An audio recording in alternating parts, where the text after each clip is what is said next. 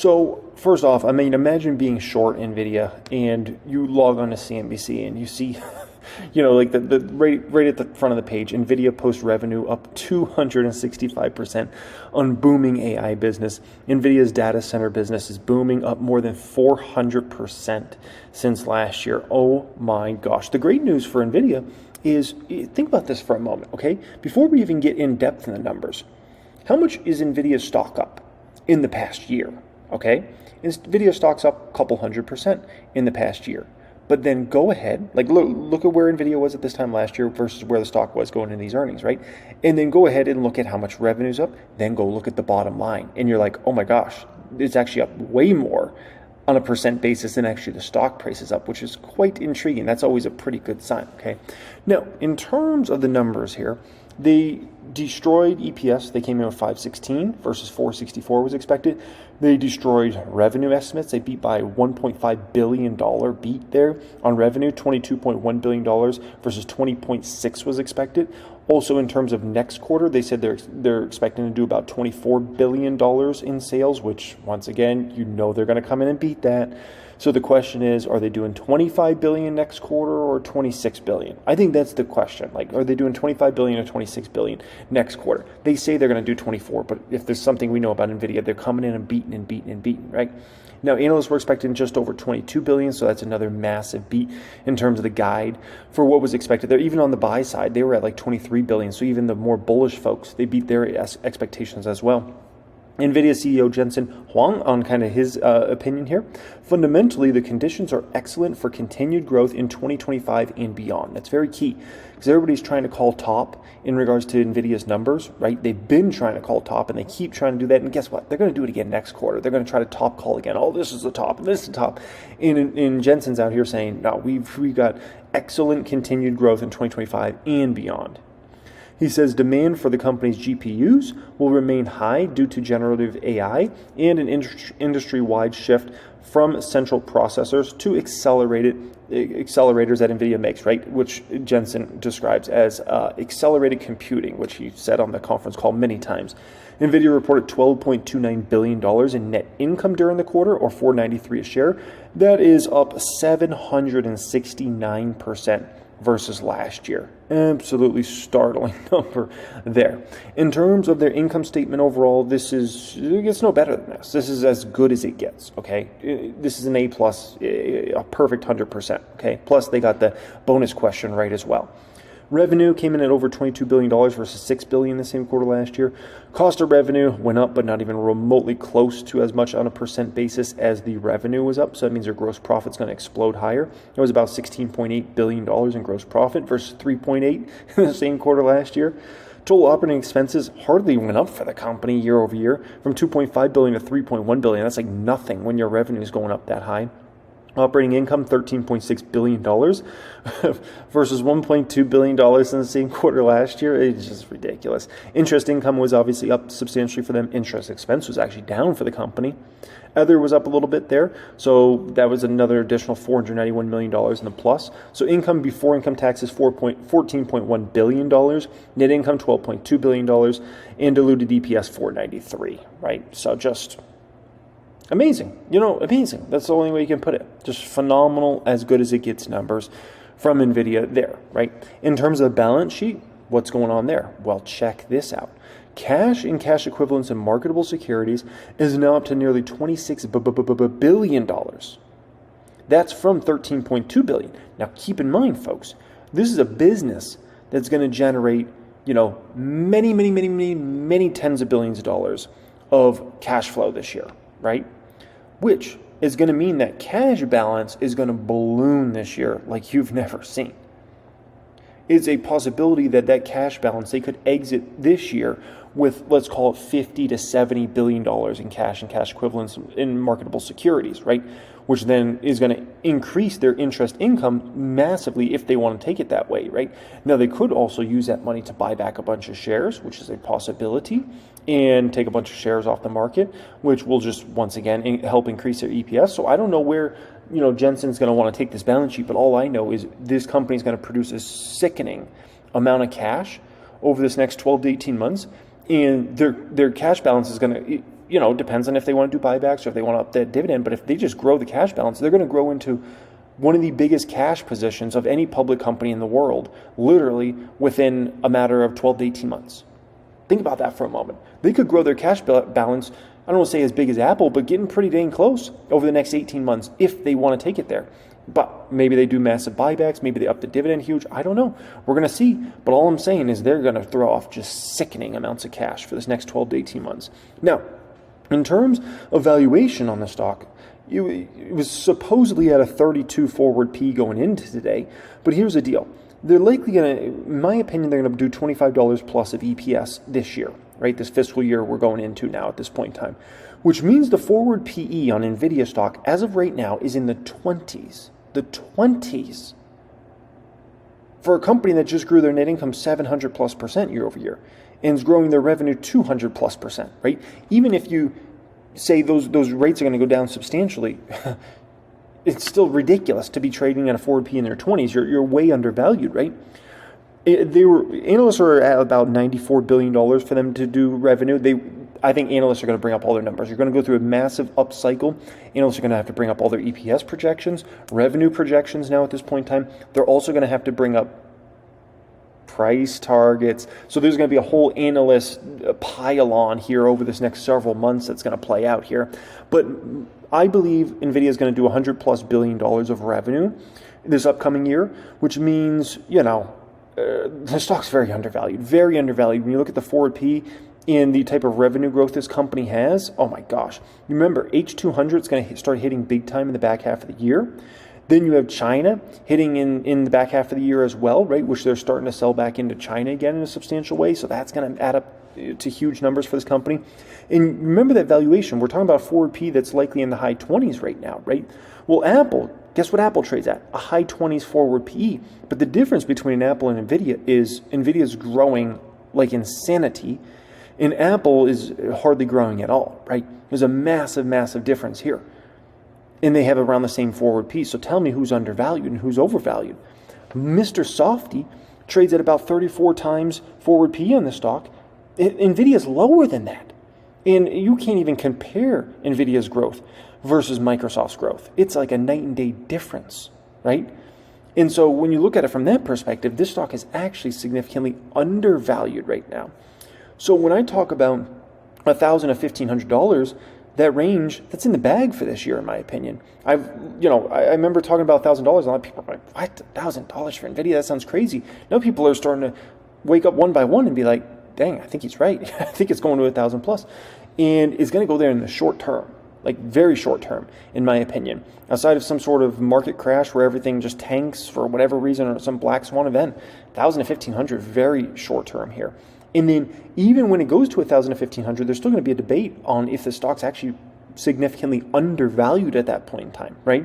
And the worst thing bears bring up is a price to sales ratio in regards to Nvidia. Tell me you don't know anything without knowing anything. They bring up price to sales ratio is completely irrelevant. There's a 70% plus margin business. Price to sales ratio doesn't even matter. All that matters is the bottom line. Look at the forward P. That's what matters in regards to stock, and that's what they keep missing over and over again. And they're going to be trampling over themselves to buy the stock at $1,000 to $1,500 very, very quickly here. Gene Munster's talking about $180 billion of revenue for Nvidia by 2028. Keep in mind the company's going to do around $100 billion in 2024. So if you're going up to 180, that's almost a double up of your revenue from there just over the next few years after that, which means, very exciting growth ahead for this company. So I think we're going to get into a very interesting time period with the stock where I believe one by one these naysayers that have been negative on the stock are slowly going to go to the bearish side or the bullish side more and more and more because they're going to realize they've missed it, right? If I think about, my four biggest positions in the public count, right? 3 of those 4 positions, Meta, Tesla, and Amazon, are trying to get their hands on as many Nvidia chips as they possibly can. And they're going to be doing that for a while. It's not like it's just one quarter and we're good. No. Meta needs to keep ordering as many Nvidia chips as they can possibly get their hands on for a while. Tesla, what did Elon Musk say? I don't think it was his past conference call, the previous conference call. He said he's trying to get Jensen to send him as many flippin' flapjacking chips as he can possibly get his hands on, right? We know Amazon with AWS needs as many chips as they can possibly get their hands on. So 3 of my top 4 stocks in the public count all need Nvidia in the worst way. In the worst way, okay?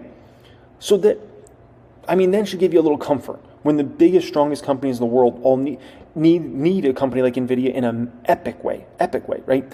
And here's the thing you got to understand about these chips, right? Because there's a false assumption out there that, there's a few false assumptions. One is they can just be copied and anybody can build them. No, it doesn't work like that. I can tell you that much. Believe me, every big tech company out there wishes they could build an H100 today or an H200, and they can't, right? But the beautiful thing with a business model like Nvidia is you have these companies, these massive companies that add all these chips, right? So let's say you're adding all these H100s right now. Beautiful. And so you build out your AI. Jensen called it, what did he call it? He called it an AI factory. So you build out your AI factory full of these H100 chips that you're paying, ridiculous prices for. Okay, cool. Guess what? In a few years, you need to upgrade again. Guess what? Already companies are going to be getting H200s here in the next few months. H200's far more powerful than the H100. So you, as a big company, if you do not get the more powerful chip, you start to lose a competitive advantage in this market. So you're basically addicted to getting the most powerful next chip, or you will fall behind your competitors. So you're basically being forced to get the next one. Imagine when they're on the H300. If you still have the H100 at that time, you're like ancient technology. Now, if this was iPhones, we could say, okay, you just don't have as cool of an iPhone, so yours doesn't take as good of photos or whatever. That's fine for you as an individual. But when you're a company, this is life or death.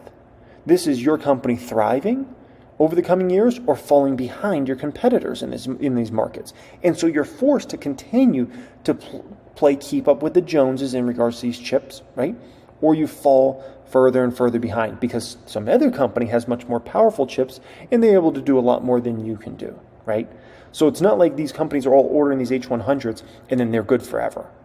Now we're good. We don't need to buy any more chips from Nvidia for the next 5-10 years. It doesn't work like that. It never has. Anybody that works in tech, you know this, right? If you've ever worked for a company like Meta and you're watching this, or a company like Google, or Apple, or any of these companies, right? You know how this game goes. You have to build more and more and more, and then as these applications are used more and more, they take up more and more compute, which means more and more chips, okay? So, it's just, NVIDIA's in a really freaking good spot. I think they're in one of the best spots I've seen I think they're probably in the best spot of any public company in the world right now, at least, right? Hey, if AMD catches up to NVIDIA, then the game changes a little bit. But for right now, NVIDIA's out in front. And you look at AMD numbers, what they just reported, a few weeks ago, and look at NVIDIA's numbers. It's a 9-day difference. NVIDIA's running laps around AMD right now. That's just facts. And then don't even get me started on Intel or any of those other guys, right? So for now, the world is NVIDIA's. And at some point it will change, but it's not right now. That's all I'm here to tell you. It's not right now, okay? And people keep trying to think it's right now. It's not right now. First one up here, NVIDIA will continue to be in bull positions, says Bryn Tarkenton. So we're going to react to that one. I want to share my opinions and perspectives there, okay? Isn't it, Bryn, as Stacey Rascon, as Josh just said, quote, the story, this is what he says today, the story still feels like it has legs. We markedly increase estimates again and take our price target to $1,000. He was at $700, which we asked him about yesterday. He said, don't pay too much attention to my target there, but he bumps it to $1,000. Yeah, Hey. Who put $1,000 price target on NVIDIA before everybody else did? Who did it? I told you they're all going to do it. They're all coming, man. They're all coming. And just wait, $1,500 price target's coming on NVIDIA. You just wait on it. What's so incredible is if you think about it, if you take a Google, Apple, Meta, Microsoft, and Amazon, $12 trillion market cap, when all of these companies get together behind the same theme, which is AI, NVIDIA is the recipient of all of that, the majority of that CapEx. And so it just said a 37 forward P. That's likely wrong. The NVIDIA's forward P is probably, as of today, is probably about 30 or maybe 28. This call, if you haven't listened to the call as an investor, I implore you to go listen to the call. It was like a master class.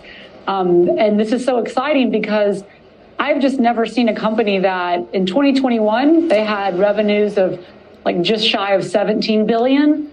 For 2024, they're going to do $60 billion. I just don't know of a company this size that have had just this catapult. And so investors need to remember the revenue. That was for their fiscal year, but let's be honest, this upcoming year that we're going into now, they're going to likely do $100 billion, in my opinion. Earnings are growing really in lockstep with the price. And so I think they're hitting on all cylinders. I will say, Scott, though, if you think about it a year from now, I don't think you're going to continue to see 200% growth year over year, because you're going to see that stabilize. But you're still even looking out even further out. This company is probably going to be growing at 15 to 16% a year. So they just continue to be in pole position while everyone else is just trying to ride their wave. You were calm, cool, collected yesterday going into the number 2. I asked you straight up if you were nervous. You said no. Because you believe in the company, you believe in the stock. They obviously delivered. Jim Lebenthal, I'll go to you next because you also own it. Reasonably new position for you. You were looking for this thing to trade lower so that maybe you could buy more. You're not going to get that chance, or maybe you had it and didn't buy enough. Yeah, no, I don't think it's going lower from here, but I also think the major point that I would make is that you do have to own this. Now, I know it's a controversial statement. There are some on the desk and others. I told you guys yesterday, every flip and flapjack and dip in this stock will be bought for quite some time. On the desk who would say there's no stock you ever have to own, but look, clearly all the oxygen in the room, and by that I mean the cash flows in the market, are going to Nvidia. And fundamentally, there are strong reasons, which Josh and Bryn just pointed out, for that to continue.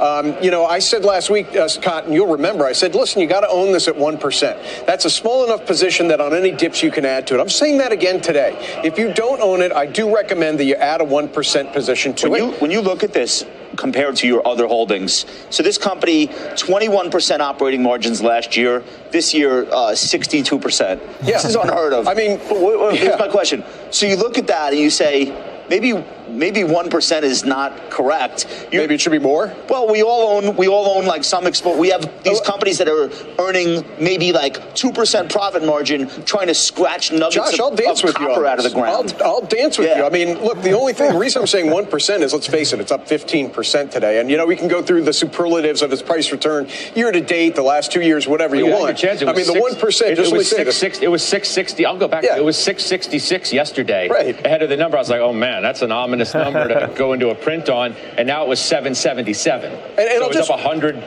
I'll just close on this from a fundamental point of view, and I know it sometimes drives you crazy when I do this or when Stephanie does this, but you look at the valuation, you're going to say, as Stacey Rasgon just said, it's not expensive. I mean, the earnings estimates are going to go up after this, and it's probably below 30 times forward earnings. You got a growth rate of above 50%. The PEG ratio, price to earnings to growth ratio, folks, is below 1 for a company that is just absolutely knocking the cover off the ball, and the cover and the ball are out of the park. Yeah. So, Steph, you don't own it. I think people know that by now. You own Broadcom, you own Lam, you own IBM. I put a sad face emoji by your name today in our document today. It's a humbling business. Playing a little bit. It's all right. On Stephanie, that. wha do you hate Nvidia? You are going to say that. Or why am I short Nvidia? Because why are you shorting Nvidia, I think Stephanie? this is not me saying this. I'll channel Rascon and say, no one has to own anything. But don't tell me you don't own it because it's too expensive. Because as he makes the case, it's still actually the cheapest of all of the AI stocks. Well, it's not. That's Stacey Rascon. No, it's not. At 32 times, actually, Broadcom's at 27 times. And I think that Broadcom is a great way to play AI. And so that's what I've chosen to do, as well as Lam, as you mentioned. Come on. I mean, no disrespect to Broadcom, but look at Broadcom's growth rates and NVIDIA's growth rates, okay?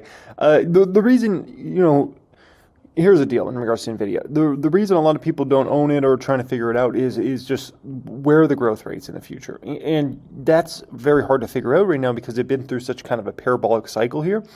So there's a lot of people of the belief and thought process of like, is this really lasting? Is this like this year, maybe next year, and then it dies down? Is it something that continues on for years to go in the future?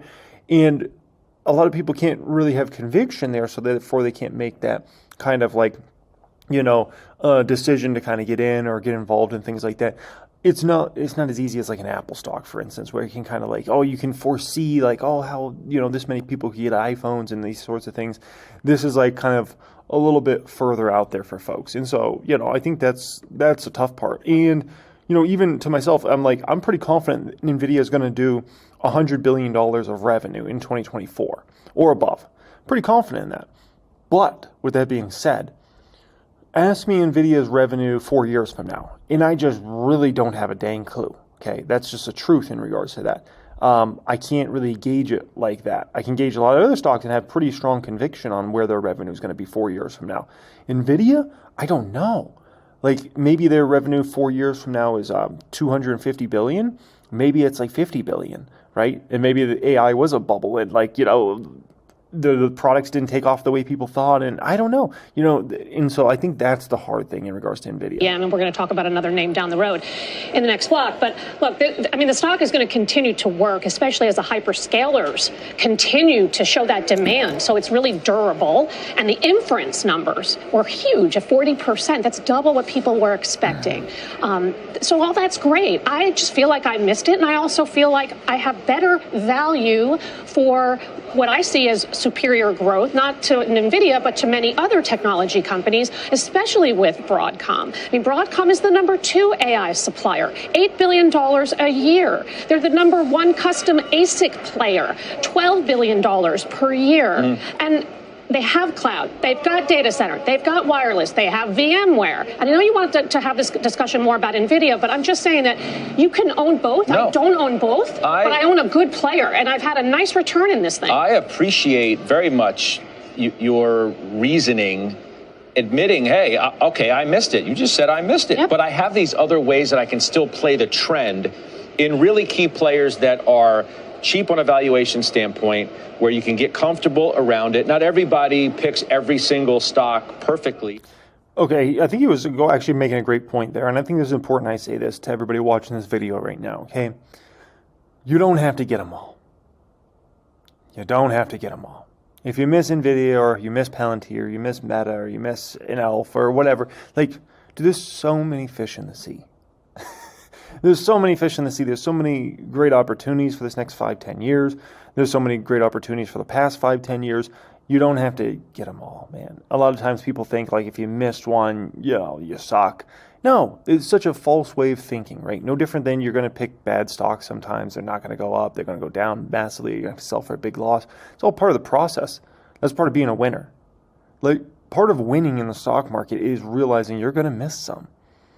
Sometimes it's going to be you're missing stocks to the upside. Sometimes it's going to be just ones you had to sell for a loss, right? It's part of being a stock market investor. And there's no other way around it. You're going to miss them. Warren Buffett's sold plenty of stocks for losses. Warren Buffett's missed out on a ridiculous amount of opportunities. And look at him. He's done just fine. The only people that try to vilify you for missing it, those people aren't even players. They're not even players in the game. Those are quarterback, on the couch people. They're not even in the game. So their opinions are really irrelevant, right? Anybody with money understands you're going to miss it. That's just the bottom line with that.